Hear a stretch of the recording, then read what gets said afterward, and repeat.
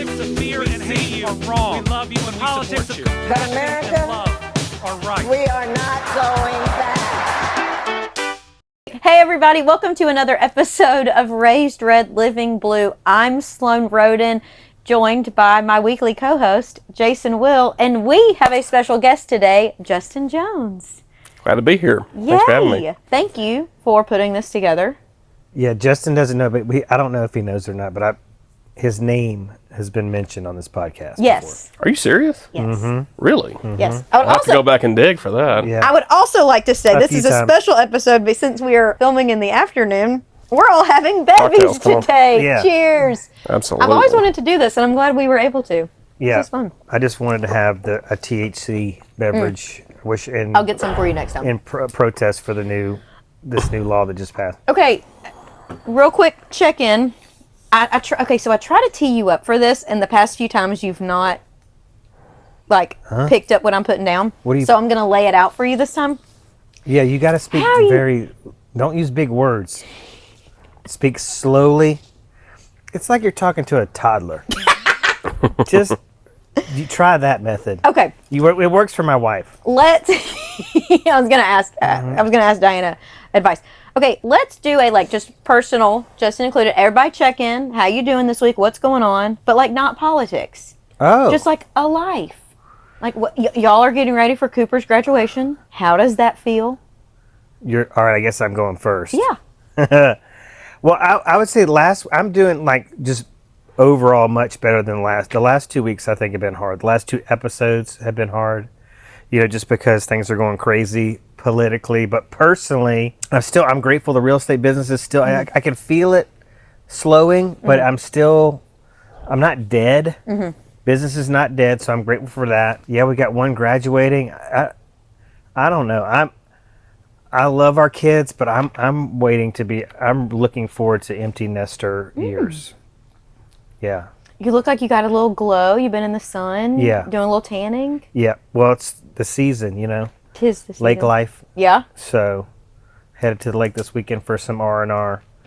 But, things are good. What about you? They're good. We've been at the farm. Did kind of one of those where Steph and I both drove separately. And I kind of just on notice. And if there's things that I can cover and handle down there, I will stay as long as possible. And then if something pops up, I will get in the car and be here in 2.5 hours. And I was thankfully able to handle everything from the farm, and I stayed till this morning, and I drove from there to Montgomery. We had an AAR Board of Directors meeting today. Had that. I love that check-in. I love those meetings, getting information on the industry from that standpoint, especially that macro standpoint, but also when it comes to lawsuits, the DOJ probes that are happening, just knowing what do we need to be aware of in the future involving our industry, but also what it's a very, very, very Republican room. Yeah. Our CEO is well aware of my Democrat views. Okay, I was asking. I was curious if anybody's brought the podcast up to you. No, they've not. I shared it with a staff member who I know shares our political beliefs. Yeah. Who I would love to have on, but I don't think she would. I think that might put her in a weird spot with her job. But anybody in the legal world, especially in real estate right now, would be very, very interesting. But our CEO said a few things, and I just kind of made some faces, and he didn't make eye contact with me. When I served on the executive committee, everyone there knew I was a Democrat. I was the token gay Democrat. Yeah. Loud, outspoken. I got in trouble for cussing a little too much. But in that bigger room of the boardroom, you are there, 30,000 foot view. You're not doing committee work. You're really just making sure that the association is on the right path. So I just don't bring up things. But there's a few points that were made that were partisan. And I'm like, we didn't really have to get partisan there. But good points were made okay, with these Doge cuts, just because they are slashing the CFPB does not mean that those laws are not in place. Just because there's slashes to other departments does not mean that we don't follow fair housing laws. And there's a thing called statute of limitations. And we swung far to the right on this presidential election. We will probably swing to the other side, which likes rules and regulation. And I don't know why rules and regulation have to be a bad thing. That will probably go after people who aren't following the rules. So it was a teaching moment. But yeah, I'm then happy to be here with my friend and my new friend. Yeah. Yep. Justin, how are you this week? Yeah, what's going on with you, Justin? We're good. Well, you're talking about empty nester. I am very much not that. So we've got 6-year-old just finished up his first year of kindergarten. Gosh. So we got some younger kids. So yeah, I think just being able to wrap up the school year and have a new dynamic and let everybody sleep in and getting ready for the marathon of summer. So getting ready for the marathon of summer. So we map ours out. We've got pretty much every day. So something's going to happen between a trip or a camp or something like that. So looking forward to that. Nice. So that's my worst life. I mean, Sloan may have a baby. When are we going to make a decision about this baby? I've been given a hard deadline from my primary care doctor. I need to make the appointment. How is it coming up? Like, when's this deadline? 40. And so how? Less than 3 years. All right. Well, you got time. Thank you. You I got appreciate time. that. Yeah. I'm filtering myself here. Why? Because I was going to go into sperm donation, but I think we need to move on. We need to move on. Let's talk about let's unveil our big topic for today. We're going to talk Christianity versus MAGA, or the MAGA brand of Christianity. How far the Republican Party has drifted away from their values, the party of values. What values do we see them? What values are they still holding on to in terms of Christian values that we see? That's a big question. I mean, there's so many that they've just. Yeah, I think there's so many different Christianities, so to speak. We talked about this with denominations before. I've dabbled in several. So, and part of that, I think, knowing my background, so I grew up Southern Baptist, went to a interdenominational seminary, so I got to rub shoulders with Lutherans and Anglicans and Presbyterians and Baptists, and kind of got to, get a better sense of, because growing up Southern Baptist, that's all there was. Where did you grow up? So I grew up in West Tennessee, Northwest. Yeah. So almost Missouri. I could be, we drove our trucks down the Mississippi River. That was what we did for fun. So yeah, but all I knew was Southern Baptist. So it was good for me to kind of get a little bit of context about some other, other varieties, and kind of like what we were talking about before. Every single one has their potential, I don't know if leftist is the right word, but the more progressive side and the more conservative side. And I thought you were going to talk about magic underwear. Which is also why there are these spin-offs. Right. It could name one church in town and they've had multiple spin-offs because they begin, infighting over interpretation of the text. Right. Which is interesting. We had a new pope today, so that's exciting. Roll Tide. There you go. So it's interesting to sort of see Protestantism and everything that's happened since, the 16th century, and versus the kind of Roman Catholic, where you just have this big giant tent, and within that there's all sorts of people and views and all that kind of stuff. Whereas in kind of Protestantism, it's just splinter, and politics is definitely part of the equation on that. How theology and politics kind of get wrapped up in each other, and one interprets the other, and how it's very interesting topic of conversation. So I guess we can explore that however. Well, you're just the perfect guest, because every guest, I think, correct me if I'm wrong, but every guest we've had on to date has been pulled from their religious faith, pulled away from it, has either gone to an agnostic or an atheist, or how do you describe yourself, Sloan? Do you identify as, do you say spiritual? I'm spiritual but not religious? No, this is going to sound really weird. I'm not put a label on it. I believe that, is there a bearded man in the sky with a book, crossing people's names off? I don't think so. Is there some form of afterlife? I have no idea. Is there a true north within most of us that like we can find what's right and wrong? Yes. I do very much believe that religion is the oldest recession-proof business in the history of mankind. Yeah. So if you tell people you are inherently sinful and there is bad within you, then they always have to keep coming back for more. So I think there's a little, to quote Kirk Herbstreit, trickeration involved when it comes to religion. You know, Church of Christ teaching and kind of premise is everything in the good word is true in fact, and it's black and white, and that's what we believe. Yeah. And that is why you can't clap. And we call it big church, but like that's like Sunday, or like I can't remember the name. You know, like we don't call it a chapel, but that's what other religions would call it. Now you could clap in the fellowship hall, which is technically the gym, but you can't do that because that would be considered an instrument.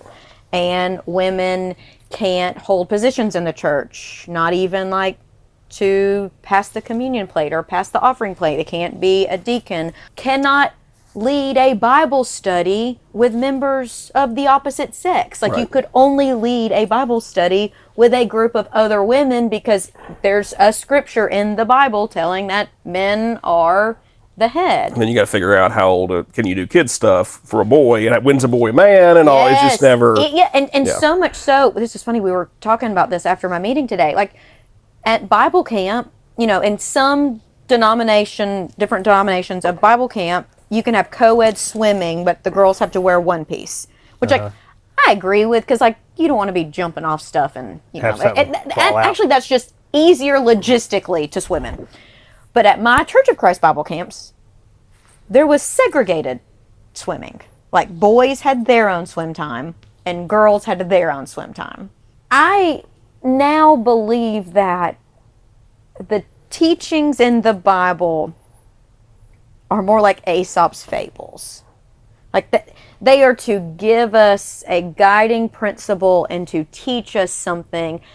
I don't believe Jonah was physically swallowed by a whale.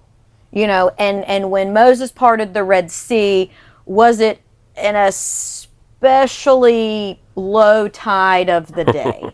Are the teachings of it good? Yes. The issues I have is the institutions of religion and the institutions of control around it. I think that's where probably us included in the other guests we've had, with the exception of Justin, that's where things have gone awry for us. Is that the teachings are one thing, the interpretations, the way it's lived out, the way it's used to control is where we get sideways. But Justin is on the blue team, but as a former pastor... Do you want that stated? I mean, I'm yeah.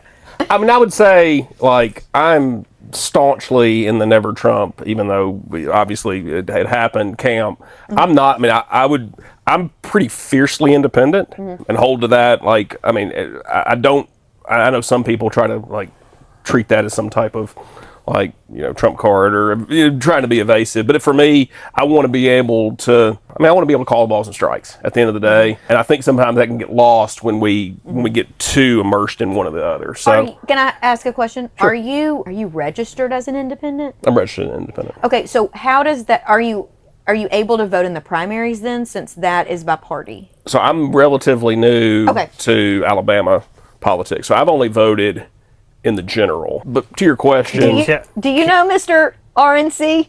No, well, I was just going to make a point that there's some scuttlebutt about the independent party really emerging as the primary party in America in 2028, like in terms of a candidate and where most people are, because people, the far wings of both sides are just pushing people towards the middle, which is a prediction I've made here. But I didn't make it in that respect about it being an independent party. I've always been like, pick a damn side. You're either red or you're damn blue. There is no middle. You're red or blue, and let's make these parties better. Let's stay within our parties and make them better. But I don't know if it means, if a strong independent party means a way out of MAGA or a way to make MAGA the new next tea party. Just gotta, I'm all for it. I mean, I think if anybody says they know what's going to happen, I immediately kind of pull back just because we don't know. It's going to be a fascinating 6 months. Like I don't even know what our country's going to look like after 6 more months of this insanity. Yeah. And Do you ever sit back and go, man, what a wonderful time to be alive? Are you? Because in some instances, I'm like, I'm kind of worn out, because we had this my life since like 2019 has not been normal. I've talked about this. A lot of turbulence, a lot of things have happened. So I'm ready for like a season of chill, some normalcy, some certainty. Yeah. And it's tough, but it's also just been really tough seeing these things happen that were talked about during the campaign, or happen or not happen. And one of the things that I'm sure we'll talk about today is immigration and how does that square with Christianity. We know how it's squared, I guess, with the prior pope. I feel like the new pope is probably, sounds like he's in that same camp of, let's build longer tables and lower fences.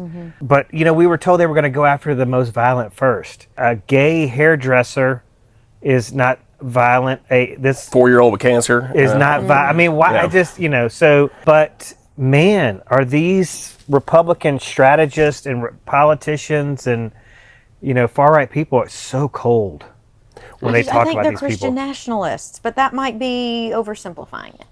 Yeah, I feel like what we're going to see, I had some conversations in the lead up really around this issue, because this to me, if Trump, he's calling immigrants animals, he's using like some Hitler adjacent language, vermin and whatnot, just and again, he's reckless in how he speaks in general. But indicating subhuman status. Yeah, absolutely. And seeing the response of Christians who are like, if you look in the Old Testament, Deuteronomy, great book in terms of like because Moses is laying out what is your life in the land going to look like, okay?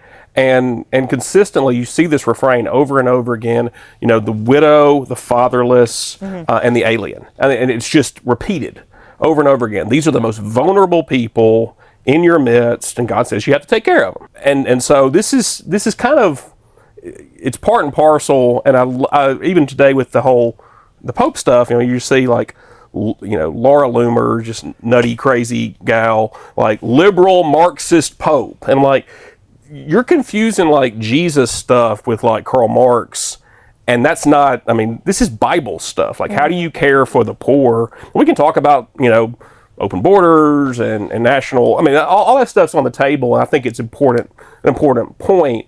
But just like treating immigrants like dog shit and thinking that's like, there's any sort of virtue in that, hugely problematic. So, I've kind of said, hey, if Trump does any of the stuff he's going to, we're going to have a giant humanitarian crisis caused by this country, with spearheaded really by like Protestant Christians and Catholic too. But there's at least sort of the Catholic social ethics that kind of can pull back some of the more nationalistic.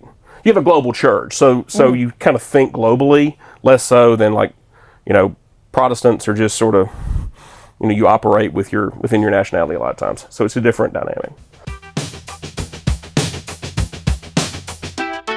We have really no idea where we're going, where we're going to be in 6 months, what's going to happen. But what's going to happen when store shelves are empty and, people start panicking about, where their next meal is going to come from and stuff. But I saw... Can I chase that for a second? Yeah.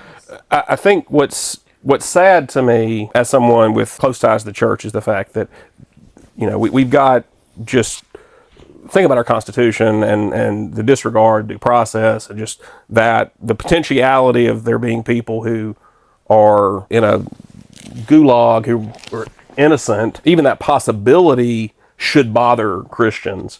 But the sad reality is it's going to be the empty shelves. Yeah. It's going to be $2 instead of 30. It's going to be when it comes down and hits you that will actually impact Christians. And that to me is tragic, because I think obviously I need to be able to provide for my own family, and those things will hit me hard. But I think there's a lot of things going on right now that if you've got any sort of awareness of what's happening in the world and the impact of, Trump's election and how that's, changing the world, and I'd say a very negative sense, like that should probably bother you too. But it's when it hits you that we're going to see people actually care. Well, if you think about the founding of this country, I mean, some of these people that they're wanting to load up on buses or planes are here because they were seeking asylum. Yeah. And you think about how this country was founded. Like, why did people want to come here from other places? Where were they running from? But it's just like you talk about like the Kamala Harris campaign slogan, "We're never going back." This is exactly where they want to go. Yeah. So I speak the language. Obviously, if you read the article I wrote, just introducing me. I loved it so much. You're so well written, man. Well, I appreciate it. I wouldn't be surprised if, I don't know. Is there a way to monetize Substack? Because I feel like... Well, I've had people ask me that question. I just, can I support you or whatever? For me, it's almost cathartic. Just if I can kind of get this out here, I can be done with it and move on. But I kind of talk about for me personally, I can speak the language. Obviously, I studied ethics, politics, economics, religion, how those things, interact with each other. Been in the church. But for me, last 6 or so years have been extremely disorienting. I'm enjoying the freedom. Like when you're Presbyterian, you're going to sort of bind yourself to a particular framework. Here's the Westminster Confession. This is what you believe. This is what you believe about the Bible and how you should interpret the Bible, which can be good. I enjoyed something that was a little more thoughtful as opposed to just, this random guy in your church just telling you this is what God says. I liked, hey, this has got some history and some educated people behind it or whatever, but I've begun to feel very trapped by it. Where what I love about, say, the Episcopal Church, for instance, is you've got kind of a Catholic stream within that, you've got a liberal stream within that, you've got kind of a Reform stream, you've got kind of a pietistic and they're all kind of under one umbrella, right? Which I like because I can kind of come in one Sunday and feel a little bit more here and more because I'm exploring like the mystery of God and that to me is more life-giving than simply just taking an approach to religion, which is just basically reinforcing the boundaries, like fence maintenance, as opposed to, yes, we've got some idea of like the boundaries in which we need to run to actually say we believe this stuff. But within that, the focus is enjoying your time within the fence as opposed to just constantly worrying about the fence. Did you say Episcopal? So I would say, the Episcopal Church, the Anglican Church. Okay. So for me right now, I kind of operate within conservative spaces because those are the people I know. That's what I've done. I'm trying to poke the bear. And I'm trying to at least kind of figure some things out on my own right now and still operate within the church, but I'm not going to play the game as I've been playing it. And I just want to kind of tell the truth. Yeah. So. In my family's departure by my family, so my dad and stepmom and my departure from the Church of Christ, they dabbled in some Episcopalianism for a while, which we really liked. And Dad was a big listener of John Shelby Spong, which really helped like guide his views away from that Church of Christ world. And to tell you like how far those roots go, like Mom and Dad met at Lipscomb. So and until Die on the Wool. Yeah, and until like they got divorced, I was going to Lipscomb as well. And you can't meet a good Christian man. Jokes on them. A good Christian man at the University of Alabama, but also his journey and away from the Church of Christ and into that Episcopalian space really was like such good groundwork for when I came out. Could I float a theory? Oh, sure. All right. The Atlantic, at one point, it's been several years back, kind of ran an article just talking about, I think it was particularly talking about the Republican Party, but just more or less how that it has in and of itself, the MAGA, I use the word cult, it's not kind. If you kind of take the Jesus out of Republican Party in any real meaningful way, you're just sort of left with a bunch of assholes who don't really care at all. And so I'm kind of longing, like, hey, back when y'all, actually believed in let's bring some of that back. And I think, like, there's, even if you, like, whatever you believe, on like faith and Christianity and all that kind of stuff. I think, taking the Jesus of the Gospels and infusing that, at least some accountability to not indulge our worst impulses in either party really, but especially in the Republican Party, I think should be kind of something that we would hope would be a good thing. That assumes a lot of things, but I would say that the absence of any real meaningful connection to the Jesus found in Scripture can leave what we've got right now, which is just a vacuum that can get filled with like a demagogue like Trump. So I'm not, that may be projecting too much into your personal, but I think that it is interesting seeing how MAGA has become a religion of sorts, adjacent to Christianity. Yeah. Well, Mike Johnson is, could be head of the Bible thumpers, but it's, his whole workday seems to be a contradiction unless he's, being interviewed and it's just like, by the grace of God, we're going to get this big, beautiful bill done. But there's nothing really in that big, beautiful bill that really helps,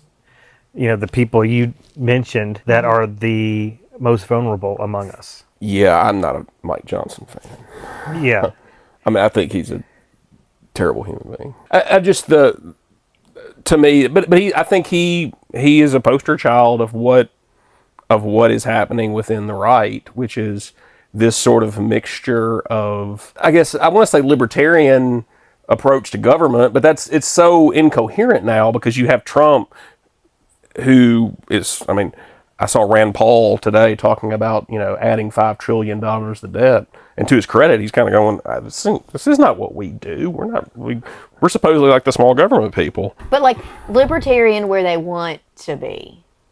Exactly. Yeah, it's like, I've watched a Senate hearing with that fucker Kennedy from Louisiana, and he's like, I'm a libertarian, so I'm not going to tell anybody what to do, and then goes and tells you exactly what to do. Absolutely. It's like that's you're completely contradicting yourself. Absolutely. The incoherence on the right now is just it's head spinning. Y'all got to check out an article. Are y'all familiar with Kevin Williamson? He used to write for National Review. He's a conservative guy, but very, very, first of all, he's just hilarious. He's like the old cantankerous, rude kind of guy. So he wrote an article yesterday, this was for the Dispatch, but wrote how Trump is a socialist. Which is, if you want to just like press my buttons, just use the term Marxist or socialist or whatever, because 90% of the people have no fucking idea what this word even means. Facts. And what Williamson teases out is the fact, the way Trump is talking about the economy right now, he is more socialist than any of these guys on the left, right? Just in terms of like, controlling and pulling the levers and setting prices and all this kind of stuff. It's to your point from before though, the incoherence of I want to be a libertarian, I want to cosplay a libertarian. Yeah. And then just do whatever Trump, like the whims of petty madman. I love that you said, Trump pulling his specific levers. One argument I saw about that really irksome Trump statement, maybe at Christmas little girls will have 33 dolls instead of 30. Yeah. It's like, that is the most communist thing you could have said. Absolutely. Like what was the whole thing? Like, did y'all watch the show The Americans? Sounds familiar. Oh, FX had it, yeah. So good. I want to go back and rewatch it because it's so good. But it's like this ideal of America and prosperity and buy whatever you want whenever you want and make all the money. But Russia, it was lines, and you were only allotted, you could buy only so much and only in like so few options. And it was like, that's literally what he's arguing for. Could you imagine if Biden or better Obama had said that? Could you imagine the weeping and wailing and gnashing of teeth? That's why I use the V word, the violence. That's where that's my default. I mean, they would have literally hung him by his neck until he was dead on the White House lawn. He would have been lynched on the White House lawn. I mean, you want to talk, not assassinated, it would have been like pay-per-view type shit. Yeah. And if they did it in Alabama, it wouldn't be considered a crime. So here's my question, and what I'm grateful for y'all. Just saying that's how backwards we are. Not saying it's right. Yeah. Well, what I'm grateful, I think we kind of had a similar impulse about the same time. That's why when I saw you were doing the podcast, I was like super happy. And because for me, I appreciate you saying the articles were well written. For years, I would not get up at a pulpit and preach without every single word that I was going to say written down, because I didn't trust myself. I'd just go off script, and hopefully what we're doing here is not going to just be meandering in terms of thought. But I did you feel if you went off script it would alienate people, or no? I chase rabbits, and it was people have to sit there for an hour and a half. And I was just scared. I will say that I worked in an environment for a while there where you were just waiting for your Monday morning call or email from somebody you pissed off who completely misinterpreted something you said. Wow, and have to like that. So you definitely had to have your shit together, or you're gonna just like. I'd love a whole episode on that. Good God. Okay, we won't make you relive just it. PTSD here, Yeah. but I think we both had the same impulse at the same time. Like, what are we going to do now in light of this reality? And for me, it was writing rather than me just post passive aggressive shit on Facebook. This was a far healthier way to do it. But for y'all, it's talking through and just having the conversation about it. But I guess my question is, like, how are y'all, as I'm writing, I'm sort of trying to kind of cultivate a little bit of like action plan and hope. Right now I'm more just like processing here, where are we, what are we doing? But I mean, what is for y'all, where are y'all seeing this headed, and like what are some practical steps that y'all can be doing or encouraged by right now? I'm curious. I would like to take a quick break, otherwise it will take forever for this. All right, so we're picking it up after the break. Sloan, do you want to admit to our audience what you did? We're going to have to redo this whole segment. We're going to have to redo a segment because my phone ran out of storage. And when I get done with this, I'm going to have to get on like one of those chats with Apple and figure out that sounds what I'm doing wrong. All right, so I'm like, y'all, we are putting this podcast together with a hope and a dream. Well, and that's what we were talking about before the break, is where we're finding hope. And I'll go first. I'm finding hope in Republicans, where I can find it. And this week it's Mike Pence. But basically he was saying that Americans are going to feel the impact, these economic impacts of these Trump policies, and they're not going to stand for it.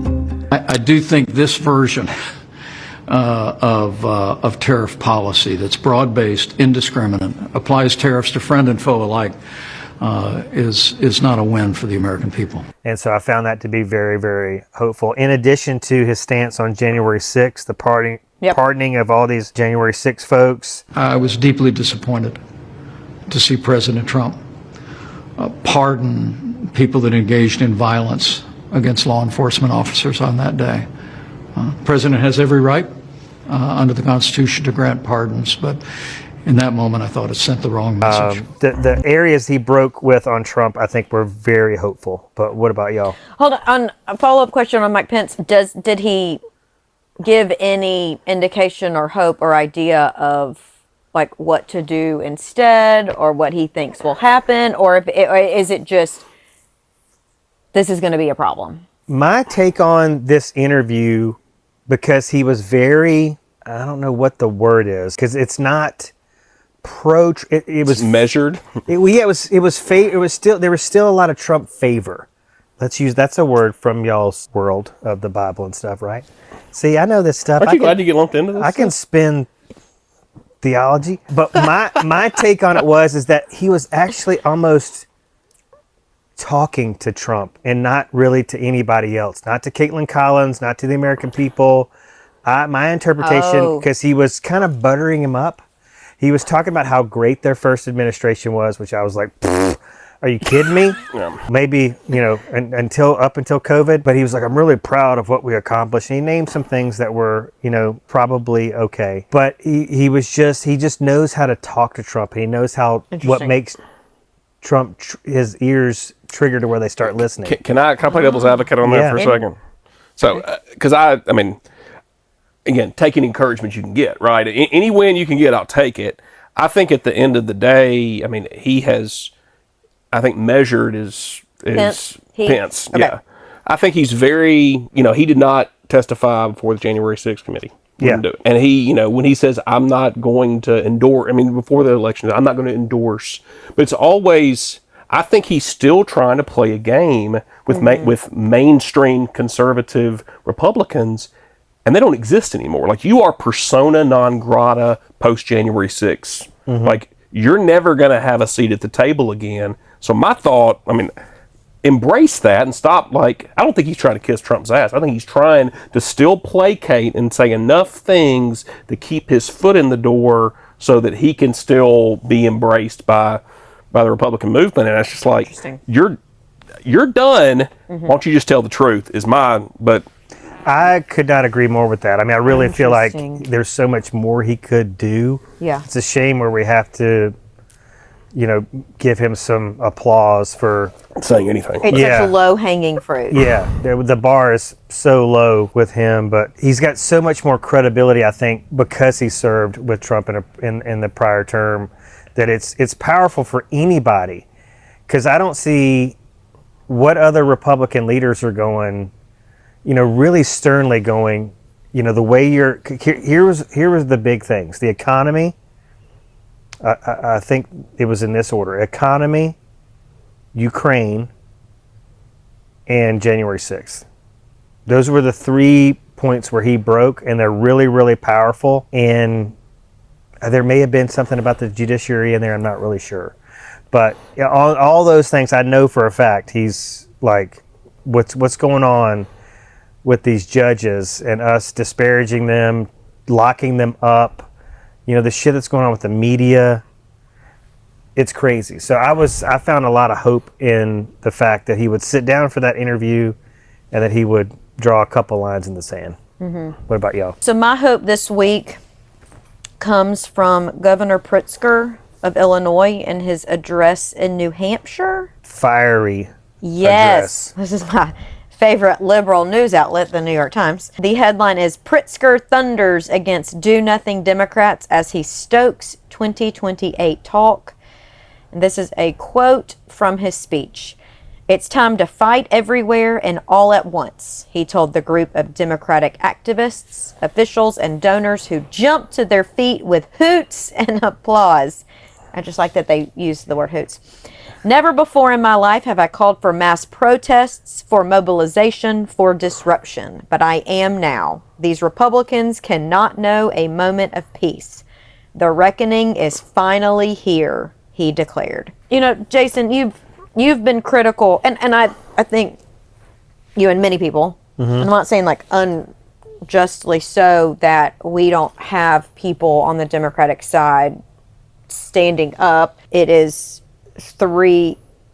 February, March, April, 3.5 months since the election. We're a party that we feel like we're kind of in shambles. The two leaders right now, Schumer and Jeffries, aren't strong. Yeah, Schumer's writing letters to Trump. Yeah. He reads. The letters is right.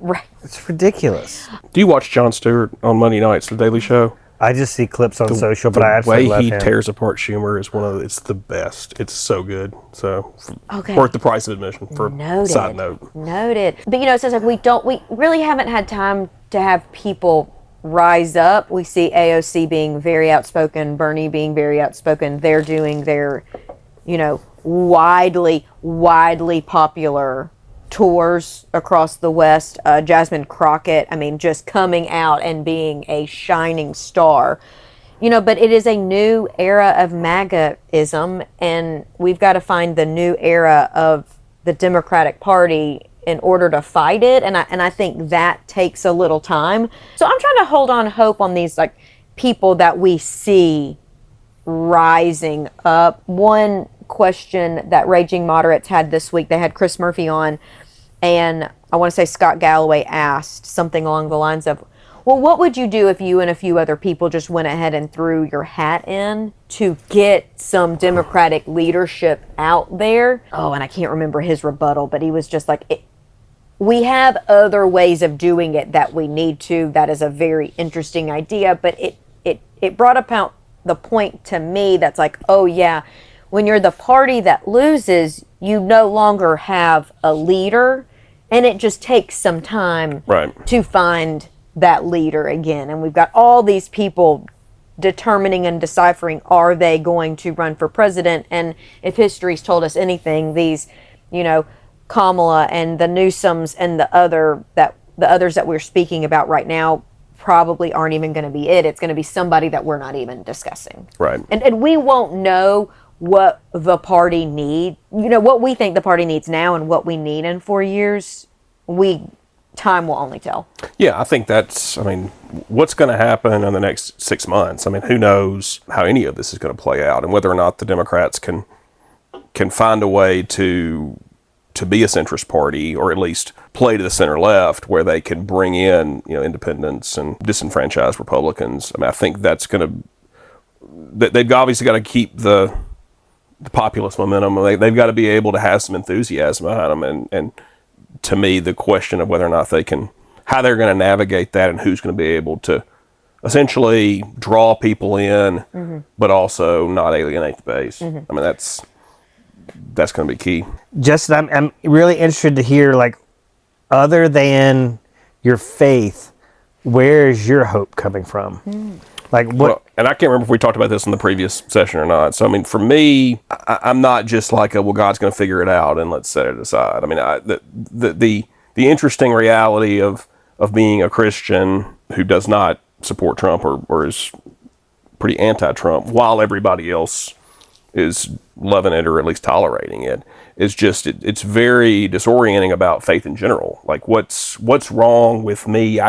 Clearly y'all are all seeing something I'm not, and what does it say about what do we all believe in general? It's very disorienting for me. I'm approaching, I think the hope that I'm having right now is trying to help Christians think about their own faith differently, or really even go back to their faith that I think is more biblical and life-giving, and actually able to present a hopeful message, as opposed to whatever's happening currently on the right. The problem right now, I would say, with kind of the current iteration of the Republican Party that's been taken over by kind of the Trump populist deal, is essentially you're seeing Republicanism minus Jesus. Obviously, many people will push back on that. Oh, yeah. But I think that the Jesus that we find in the, any cursory reading of the New Testament probably finds itself at odds with a lot of kind of the MAGA movement. And so if Republicans can kind of go back to what they're actually believe, then I think that it might help pull the party back from some of these populist impulses that seem to be moving a direction that scare the hell out of me. I think a lot of people are finding hope in the fact that they seem to have made peace with the fact that it's inevitable that we're headed towards some kind of a crisis. But that's going to bring us together, or somehow make us stronger, or, we're going to kind of clean the slate a little bit of some of this madness and some of this garbage. I feel like there's a lot of blame, maybe not the right word, but that the Democratic Party, the far left, has created in some sense the MAGA movement. It's emboldened them. It's poured gas on the fire. When we start talking about everybody gets a trophy and all that stuff, people just lost their minds. It was My argument to that is but what generation gave us all trophies? It seems like people want to place blame and not take accountability for their actions. It stems from these helicopter parents. I think you're right. I think people took it wherever it was created and made it a liberal thing. I feel like anything they don't like, they make it a liberal thing, whether it is or not. It's like to have an enemy, to have an opposing side, to have something that's evil. Right. And I think that, that we talked about kind of the socialism, that's kind of the scapegoat of anything evil or anything bad, anything leftist or whatever. Did y'all see the Kevin Williamson? Did we talk about this before? So, brilliant article, just really kind of talks about how Trump is governing in a way that, kind of liberalism, scapegoating, just anything leftist gets labeled with that, when in fact, Trump is actually the way he's speaking about what you're getting for Christmas, whether it's pencils or dolls or whatever. Yeah. That his involvement in trying to pull the levers and be involved in all of this is far more socialist in the formal sense of that than anything the left is doing. Yeah, this is not the free market system Not at all. that they're letting the pendulum swing on. No. But, I mean, I think that these, back to kind of the point from before, this just, like, this blame game of it's always the other point's fault, as opposed to realizing nothing happens within a vacuum. So this is the reason we have the midterms, and the midterms react to the previous election, and it's always has this back and forth. Yeah, I mean, I think Trump did not come from a vacuum. There was the question of the Obama years and how people processed those. We can talk about the good, the bad, whatever. What was fair, what was unfair about it. But at the end of the day, that explanation is great, but it's not an excuse for me. Whatever excesses came from the Democrats, and we can have that conversation. That doesn't justify you handing your country over to a fascist. Yeah. So I don't know. Back to the question of hope. I'm trying to take hope in the fact that people are beginning to see what's happening right now, and they realize that it's going to cost them, that they're going to have to actually do something about it. And I appreciate y'all. I mean, y'all are sticking your neck out here to be able to say things that clients may not want to hear and could cost you business. But your willingness to do it is going to be, I think, what we're all going to have to do, because we're swimming upstream here. Well, I want to tell you how the Republican strategists were spinning it, because the point was, when this was brought up on the Abby Phillips panel last night, the people on the left side of the table were saying, like, we're just emphasizing, like, this is a conservative journalist that wrote this piece. But they were spinning it by saying that you're saying you're a big fan of this journalist, right? Kevin Williams? Yeah. They were basically saying he's irrelevant, and he's trying to get himself back in the spotlight, and he just knows if he uses Trump and socialism in a title of an article, that it's going to immediately propel him, into the realm of attention, so he can be relevant again. And instead of going, hey, these are the things I agree with from the article that I think are accurate, these are the things, or just having an objective conversation about it. They're just dismissing it. That was the reflex, is just to dismiss it as, they can't call him woke, so they just have to say, oh, poor guy's gotten, irrelevant, and his, readership's gone down, or he's not selling as many books, or he's, I don't know what magazine or what publication. Does he work for somebody? He was on the Dispatch. I think he used to be with National Review. Maybe he's still writing for them. I'm not sure. Yeah, so maybe they say, oh, well, even National Review got rid of him. That's what they do, instead of going, there is some truth in this article we need to pay attention to. And that's the dangerous thing, is that, I can, whatever side I can sit on, right or left, I can look at the shortcomings of both sides and go, shit, that's wrong. But it's like, I was watching the announcement this morning of the trade deal with the UK, and Lutnick is just talking about how none of this would be possible without Trump. He's such a great negotiator. I mean, the way they kiss his ass in these cabinet meetings and these media events it's really some North Korea shit. It's really disturbing. Oh, speaking of North Korea shit, Oh, his God. fucking military parade for his birthday. It's crazy. That cost what, 100 million? Something. It was crazy. I think 14 million is the word I heard. No, it's much more than that. Much more. And it's pennies. We can't afford not to do it. Yeah. Like, what? That is...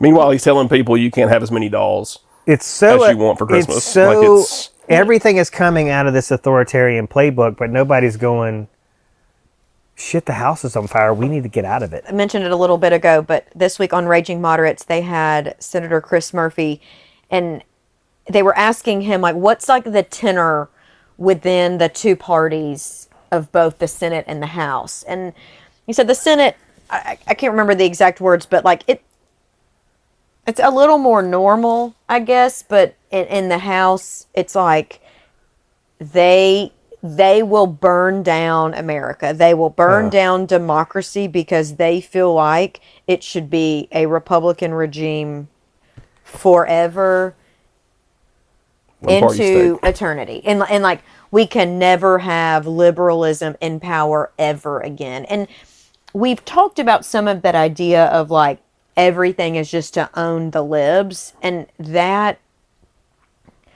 is scary in of itself, but when it's like people just posting bullshit online, that's one thing, but to hear that that's the feeling of the lawmakers, that is scary to me. And that's where, I mean, come from a Christian background, I mean, that very much ties into the Christian nationalist movement and this notion that, I mean, it's a pretty quick jump from America was founded as a Christian nation.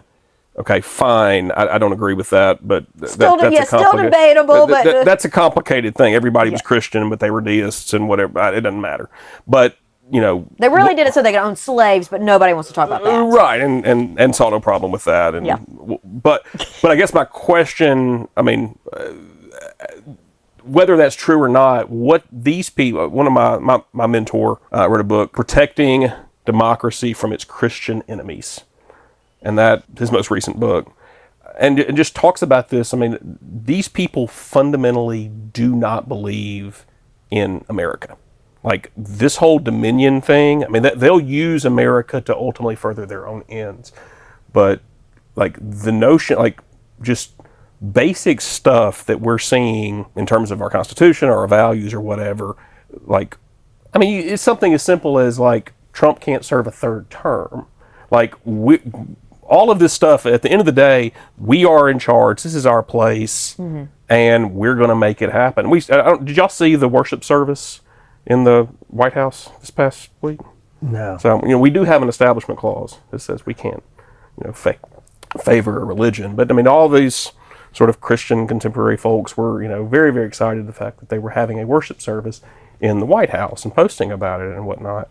And it has nothing to do with Jesus. It is a total sort of play of, we're going to do this and fuck you, own the libs, and this is our place. Like, this is our house. And we really don't care what the law says or what our values are or anything like that.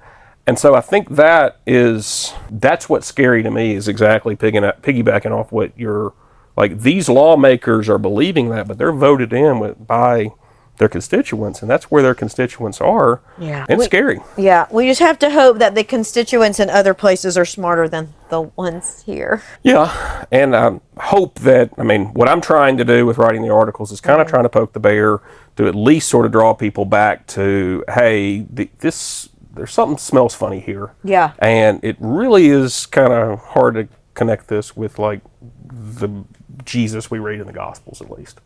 Yeah, it's very Old Testament. There's no New Testament relevance to this current Republican Party, I feel like. It's not the Jesus of, like, grace and mercy. It's like sinners in the hands of an angry God. Yeah. But even, I mean, and just playing kind of off the New Testament versus the Old, I mean, the book of Deuteronomy, for instance, I mean, this is the book that, was kind of like we're about to go into the promised land. Here's how you're supposed to behave. And God, very emphatically, like, points out, like, the most vulnerable people, the widow, the fatherless, and the alien. Like, those are the people you're supposed to care about. And he doesn't say it once. He says it over and over again. And so now we're in a position where if somebody tries to say that, well, you're woke or you're Marxist or whatever. That's why they're so mad about the Pope. Yeah. Because, like, I mean, he actually was kind of going, hey, you're supposed to care about, these are human beings, you're supposed to care about them. And calling them out on their shit, and they don't like to be called out on their shit. They do not like to be called out on their shit.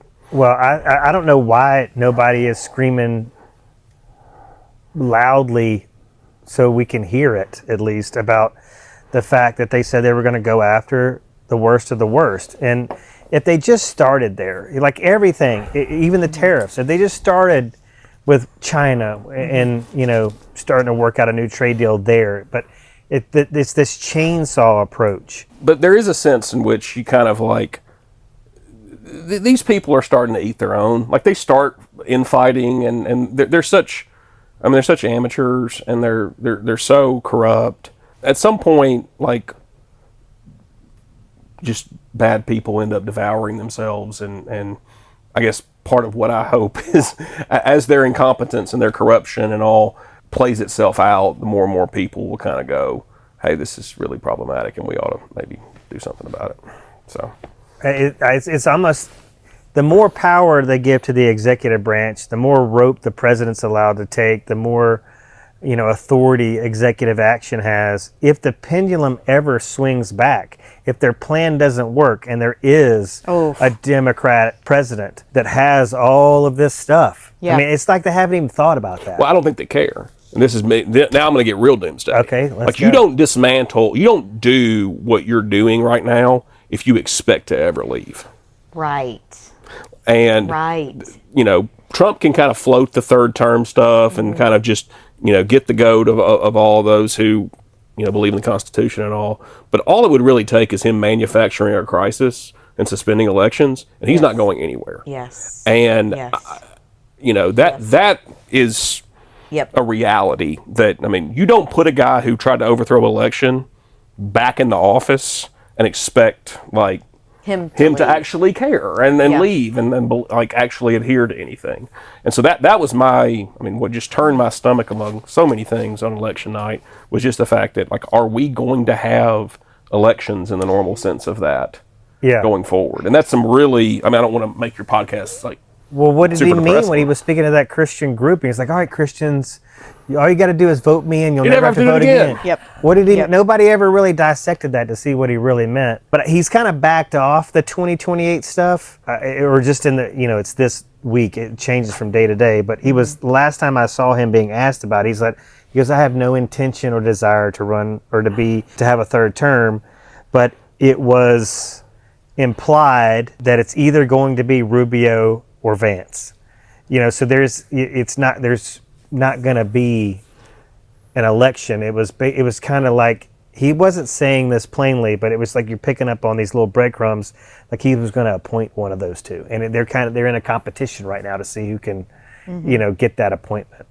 Okay, so I'm glad you brought up the doomsday of what if he doesn't leave office or where he's going to get us into a war and delay elections. When I was doing this is not going to be my whole thing today, but I'll save it for another week. Yeah. I was doing some research into the Alien Enemies Act since Brago Garcia has been such a point of contention. Well, I guess a point of the right, using it to draw up a lot of frenzy, and the left is trying to diffuse, but maybe not be diffusing in a great way. But from that research, this is what I learned. This is quoted in an article by Georgetown University Law Center, Steve Vladeck. Fine print of the act says that the president can only take on this authority once Congress has declared war. And they have not officially declared war on MS-13.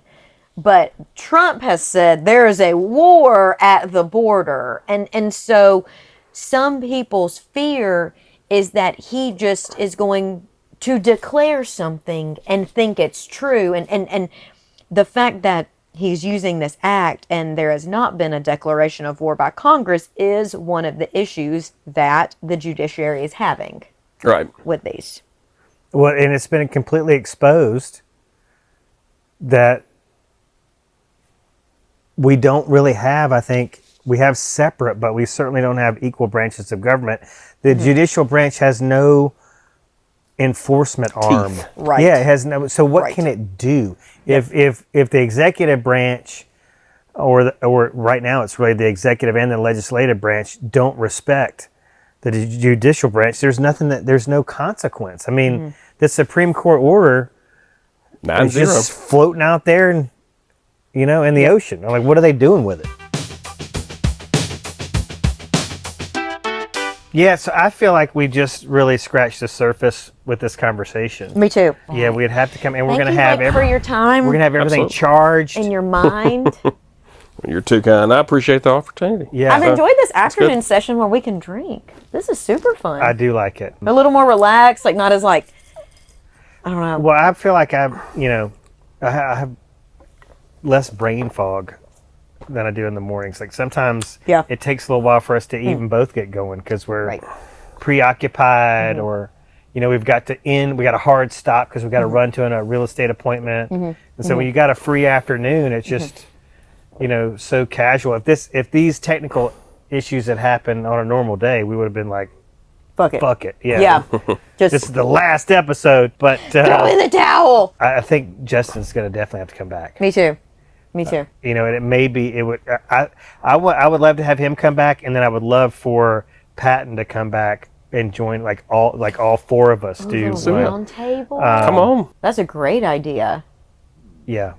You could be the moderator. Well, and I like it too. You know, well, like Justin was asking, like how his name has been. You know, how would he have come up at a prior recording of this? But I look at him and Patton as kind of like mentors. You know, I said this on my episode with Jason Patton. I was like, you know, I don't have a high IQ.